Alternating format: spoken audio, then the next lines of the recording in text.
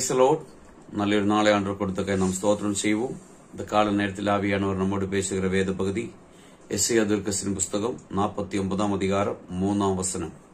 அவர் என்னை நோக்கி, நீ என் தாசன் இஸ்ரவேலே, நான் உன்னில் பிரியமாயிருவேன் என்றான். ஆமென். ஹல்லேலூயா.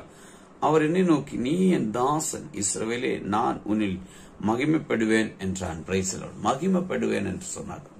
நம்மளை பார்த்த ஒரு மகிமையான வார்த்தை இங்கே சொல்லப்படுகிறது. நம்மளை பார்த்து சந்தோஷப்படுகிறவர் ஆமென் கர்த்தர். ஆமென். அப்படியானால் நாம் எப்படி நம்முடைய பிள்ளைகளை மேன்மை பாராட்டும் பொழுது நமக்கு பிள்ளைகள் இருக்கிறது. ஆமென். மேன்மை பாராட்டும் பொழுது நமக்கு எவ்வளவு சந்தோஷம் இருக்கிறது இல்லையா? அதே போல நம்மளை குறித்தும் ஆமென் கர்த்தர் விரும்புகிறது.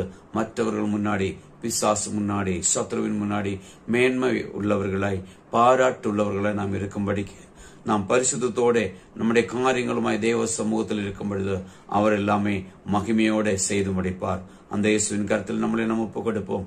நல்ல ஆண்டவரே, நன்றி செலுத்துகிறோம். இந்த கால நேரத்தில் என்ன கேட்கிற ஒவ்வொரு பிள்ளைகளையும் இந்த வேத வசனத்தின்படி பிதா குமாரன் பரிசுத்தாவியின் நாமத்தில் ஆசீர்வதித்து ஜெபிக்கிறோம். இயேசுவின் நாமத்தில் பிதாவே, ஆமென்.